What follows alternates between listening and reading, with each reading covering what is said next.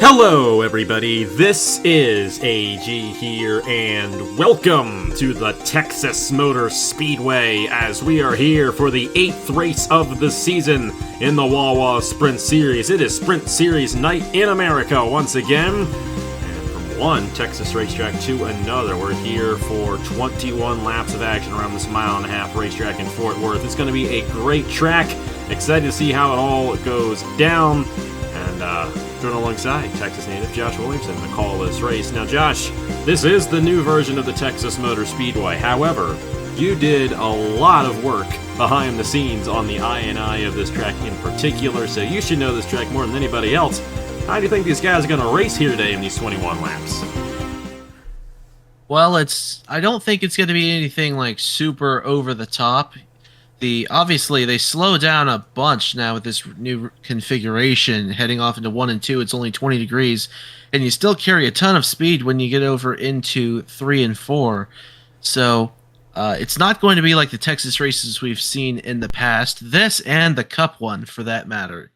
But over the course of 21 laps, I think we're going to see a lot of side-by-side going on. Tire wear is definitely going to come into play, especially the Cup race. And I'm just really looking forward to seeing how this goes. I think it's going to be a pretty thrilling race. A good preview to Saturday's Interstate Batteries 500, the first race in April. On April Fool's Day, we'll be running here at Texas. So the joke is, this racetrack isn't bad. That's the joke that we're going to have on Saturday. And another thing, too, we're going to do a little bit of a switcheroo this week. On Monday, the IndyCar Series is at Richmond. But in real life, IndyCar is here at Texas, and the Cup Series is at Richmond, but we switched it around. We're not going to Texas in IndyCar anymore, but we do want to still have the Richmond race, so we figure let's go ahead and switch it around, and by the time real life Cup's going to be here, the season will be done, so we decided to switch it around. Cup at Texas, and then IndyCar at Richmond on Monday. So it's going to be a great week of racing here on AG the channel. And we started off with this one here from the Sprint Series. Jim Vincent left is the points leader now after he took the points lead away from Benny Moore at COTA. Of course, Benny Moore missed the COTA race, but he is back behind the wheel here today. He's got a 6-point lead on Trey Bartow. Vincent left does, I should say. Sam Manoskin only 9 points behind. Avery Alford has done a great job this season. He's been in every race so far. 11 points behind. And then Benny Moore, who was the points leader heading in the last week's races, 14 points behind the points lead. Of course, it really doesn't matter if you're the points leader or not. Of course, you do get bonus points heading into the chase if you qualify for wins and your points standings. But I know these guys want to lock their spots in for this last 10 races and have an opportunity at the championship. We have had so far this season, if I can do my math correctly, I believe 6 drivers who have been in every race so far this year. And all 6 of those guys are in this race here today as well. That's Jim Vincent left, Trey Bartow, Avery Alford, Joe Rutkowski, Cole Raymond, and Cameron Lessardin. All 6 of those guys are in this race here today as well, with Trey Bartow leading us to the green flag in the number 80 alongside the 01 of Emily Bull, who won at Auto Club earlier this season. We got the 75 machine there of Sam Manoskin, and then the 96 is Avery Alford this week. Then you got Joe Rutkowski in the 74 alongside Cameron Lessard in the 03. Jim Vincent left in the 07 alongside Philip Torres in the 85. 45 machine Skylar Taylor there alongside the 7 of Benny Moore. Then you have the 40 of Bruno Diacomo, 56 machine Keith Drake, first career start for him right there. 05 machine is Luna Lona this week alongside the 77 of Dale Johnson the second. We got the 60 machine there of Cole Raymond to the inside of the 00. Angel Olvera making his first start of the season there here in the Wawa Sprint Series. 78 of MJ Williams to the inside of Roy Ribbleton in the 02. And then Priya McShane back behind the wheel. Great to have her back. She was running in the Wawa Pro Series season number 1. Actually won a race there just a little over a year ago, and she's alongside another veteran driver, Cameron Gaji. Great to have Cameron back. He ran in the Las Vegas race. He's back behind the wheel here, driving for your team, Josh, there, number 83. We'll go ahead and get these guys to roll off. All 20 drivers in this field, and Trey Bartow looking for his first win of the season. He's second in the points, 6 points behind. I have a feeling he might have a good opportunity at getting it done, but Josh, you know this place more than anybody else. Who do you think is going to have the advantage here in this 21-lap race at Texas? Well, the smaller field, I think, is definitely going to play a factor. I think you're going to see a lot more moving around come the Cup race for the 84 laps there. But if I'm going to pick one for the 20 cars today, I'm going to go back into road number 4. I'm going to pick your points leader, Jim Vincent-Leff, to get his 3rd win on the season here on the Fort Worth-Denton County line, or the Tarrant-Denton County line. We'll have to see if he sweeps Texas here in the Wawa Sprint Series. A very good opportunity for him to do so in that 0-7 and extend that points lead. Whereas Vincent-Leff, the only driver who has won multiple races so far this season in the Wawa Sprint Series. He actually broke the streak of first-time drivers winning races here on the channel. I have a feeling today, though, we're going to get a race winner who has also gone the victory lane in the past and before the Sprint Series as well. I'd watch out for those veterans like Trey Bartow, Joe Rutkowski, and Sam Oskin on the inside lane. But either way, 21 laps today, 83 laps on Saturday, and the top 4 finishers here today will go on to run the Interstate Batteries 500 on Saturday, so a lot at stake here. It's always bigger in Texas, and we'll have to see how it all goes down as Bartow leads us to the green flag for Sprint Series night in America. A great jump there out of the 80 machine, the NS Racing cars. I believe they have had at least one driver advance for their team in each of the races except for last week at COTA. They did not advance either of their drivers last week there, but NS Racing has done an excellent job here in the Sprint Series. They've also won a Cup race with Travis Crampton at Las Vegas, Sam Oskin in the 75, and Joe Rutkowski in the 74. I'll get it correct this week. And Oskin there, a great run in the 75, trying to close in the Bartow, but Bartow leads a lap, and that's a bonus point towards the championship for him as we got 3 wide behind with Luna Lona, Benny Moore, and Philip Torres. Looks like the 85 is trying to get the outside going. That's Philip Torres. And on the inside, the 60 is Cole Raymond. The Overwatch colors side by side now as the 7 if Benny Moore backs out of it. Up front, there's Sam Oskin go to the inside, and he's going to take the lead with a big push from Joe Rutkowski. And teammates there at Appalachian Motorsports helping each other out, but Rutkowski looks to take the lead away from his teammate Sam Oskin, and here comes Vincent-Leff in the 07. And Vincent-Leff's been in this 07 for Titan Fury Racing every race of the season except the first race of the season, which he went to victory lane in. Or no, that was Benny Moore who won that race, excuse me. Vincent-Leff won at Daytona driving for Titan Fury Racing. You know, all these guys, they're moving around, they're all over the place. I'm trying to get it all down. We're figuring out. Skylar Taylor, they've been doing an excellent job as of late here for your team, Josh and Trinity River Racing right there. I'm sure you'd love to see your team do well here at the home racetrack. We got more 3 wide. Luna Lona again. She's very bold in this race right now there for Triad Racing. And Travis Crampton in between there of Avery Alford and the 0-1 of Emily Bull. Well, the team's been looking stout in the Sprint Series so far. And, well, we'll see if it continues today as Vincent-Leff into the 2nd position with Skylar Taylor all over the backside. And here comes the 45 down to the inside into the treacherous turn 1 and 2. The turn with less banking now after the 2017 reconfiguration.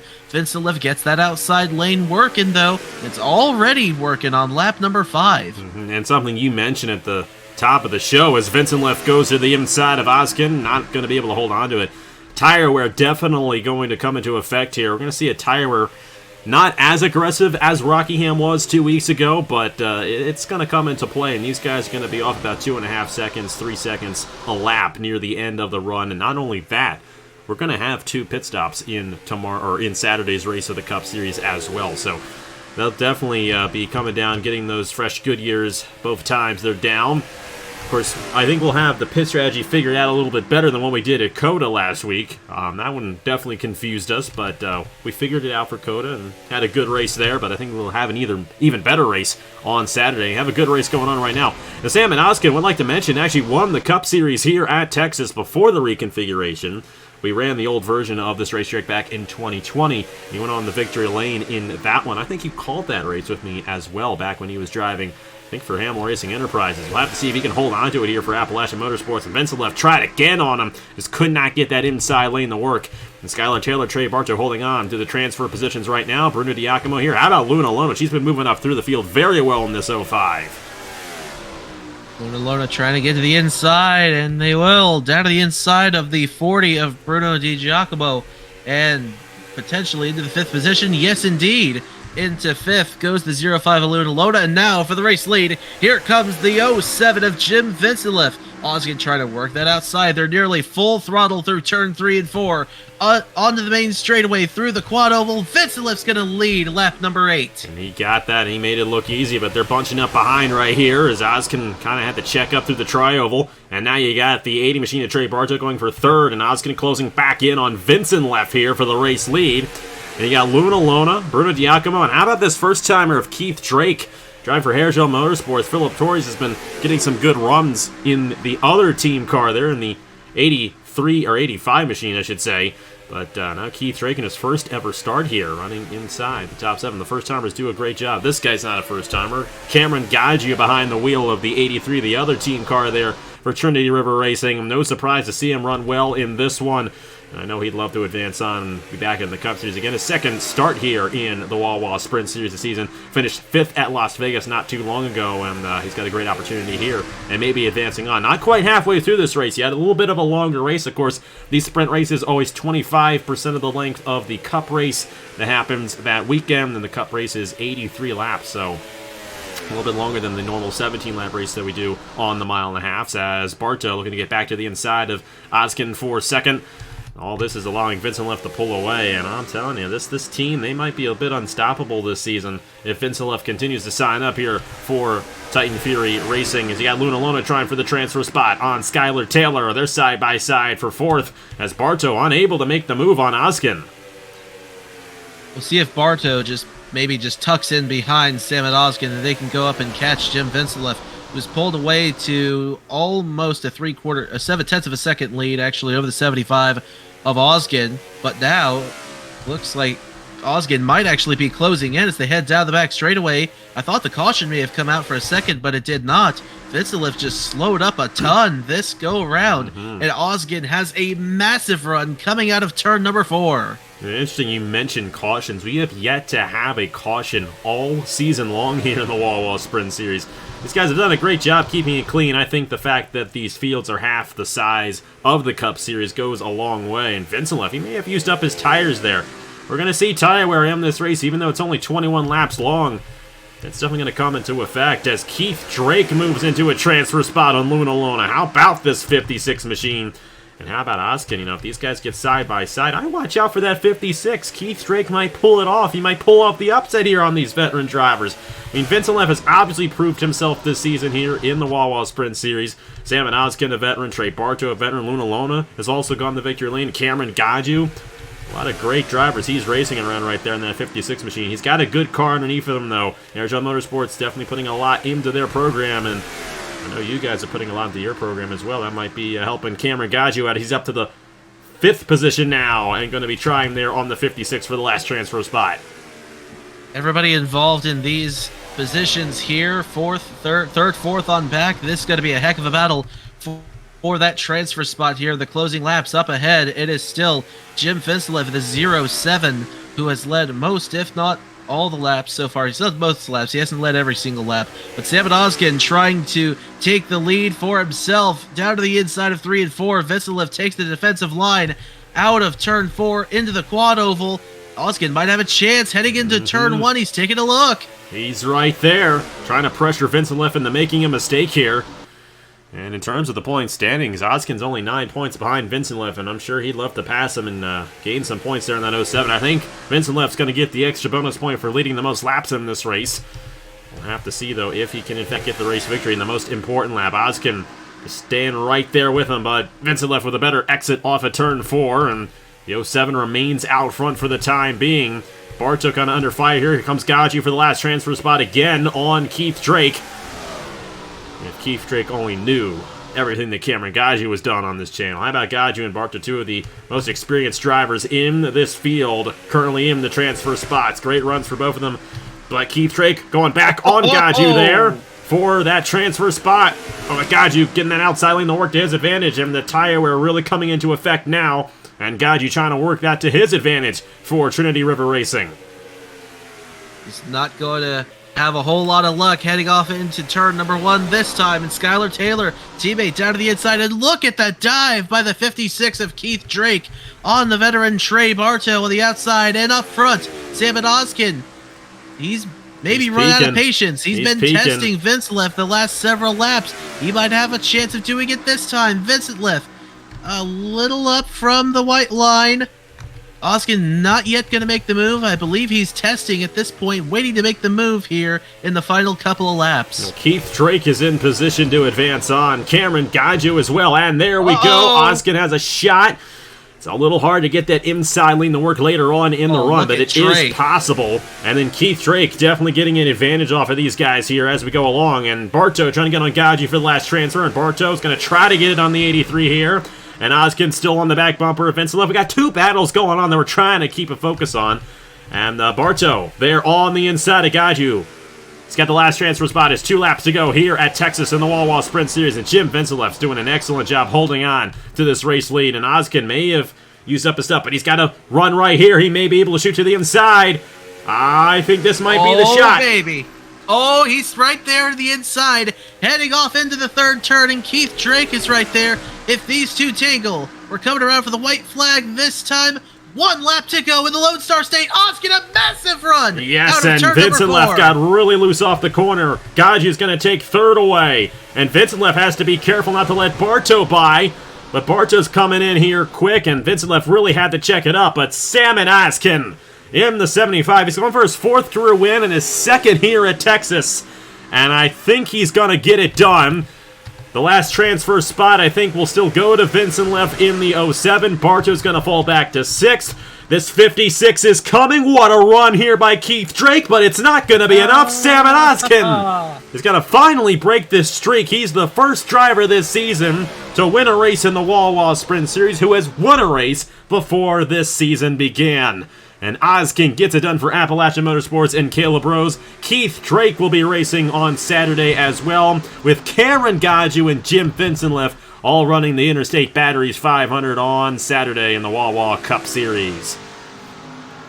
You know, you mentioned the 2020 race here at Texas in the Cup Series. That run to the line looked almost to a T identical to Oskin holding off Silas Orta in that very race. Orta had a run coming out of turn number 4, wasn't quite able to nab Oskin at the line, and the same was there for Keith Drake. Thought he might have a shot because the leaders had really used up their stuff. Vincelef pulling away, Salmon Oskin in the process of catching the 07, but it did not keep Salmon Oskin from winning this race. 77 1/1000ths of a second, the margin at the line. It's one of the closest finishes of the season as well here in the Wawa Sprint Series, but a veteran finally got a dub here in the Wawa Sprint Series, and nothing against the rookies. Vincelef, all these guys who were winning their first career races have been doing an excellent job, and it's been great to see them kind of throughout the whole season. But I like what Owen Miles said in the Discord last week when he said, this is kind of like an all-star series in a way, with a few full-timers. A lot like SRX is what it's turning into, which is awesome. Obviously, we got Cameron Gaju in the field. Priya McShane, unfortunately, we didn't see much of her, but she had a good chance. She finished 15th. It was great to see her again. That's the main thing I want to say. Hopefully we see her again for next week's race at Bristol. Same with all these guys. But Salmon Oskin, the veteran, is his 7th start of 8 this season. And, he may actually take the points lead or be tied for the points lead heading into Bristol next week. So it's going to be interesting to see how that all goes down. But Josh, you'll be with me for the Cup race on Saturday as well. We're just about to record that. How do you think that race is going to play out? We're going to have 2 cycles of pit stops, and we saw how the tire wear came into effect in terms of the racing near the end of this one. We could see a very clean race, though, as well. In testing, we had the caution-free race when I did that. Now, I say that, we'll probably end up with 4 cautions on Saturday. Who knows? But, if this thing stays green, it's going to get very interesting, and those ratings are really going to come into play on Saturday. Well, it is very possible that this race goes caution-free. I mean, you mentioned I had been working on the I&I for this particular track. The main motivation behind that was to get it good for Brennan's thing. He ended up doing a 600. That's basically his World 600 for what he's doing. And the whole race, 120 miles, caution-free.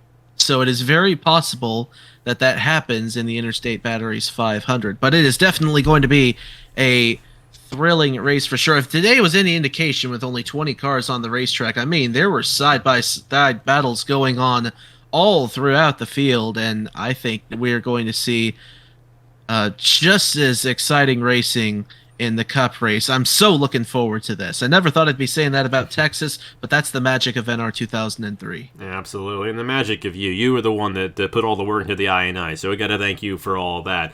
And Saturday's race, 125 miles, so right around that same length as what Brennan did. So definitely hope that we end up with a caution-free race. I'm looking for. I want to see a caution-free race here. I think it'll be fascinating to see how the ratings play out in a caution-free race on a track like this. I know we went caution-free at Auto Club. That's actually been the only caution-free race so far this season outside of the road course at Coda, of course. But that race, it was difficult to pass. There was a little bit of difficulty doing so. Obviously not the case here. These guys can definitely get the run, and just a fascinating racetrack. Well, Sam Oskin, Keith Drake, Cameron Gaju, and Jim Vincent left going to advance on to the Interstate Batteries 500. And, of course, you guys will see the point standings here in the Wawa Sprint Series just after this. So thank you guys so much for watching. Huge congratulations to Sam Oskin for getting it done here. The Swede getting it done at Texas for the second straight time. For the second time, not the second straight time. It's the first time the Sprint Series has come here. What am I saying? But Oskin gets it done here in the Wawa Sprint Series. And, of course, sign-ups for Bristol. That's going to be fun. Will be 7:30 p.m. Eastern Time. Right now, in just a few minutes. I know I messed that up horrendously last week. I'm going to pay a lot more attention to it this week and make sure everything goes up correctly this time. I apologize. 7:30. You should be seeing this at 7. The sign-up should be up for Bristol at 7:30. Either way, thank you so much for watching once again. Huge thank you to Josh Williamson for joining me, and we will see you guys on Saturday for the Interstate Batteries 500 from Texas. Congratulations to Sam and Oskin once again. Here are the points for the Wawa Sprint Series, and I will see you guys later.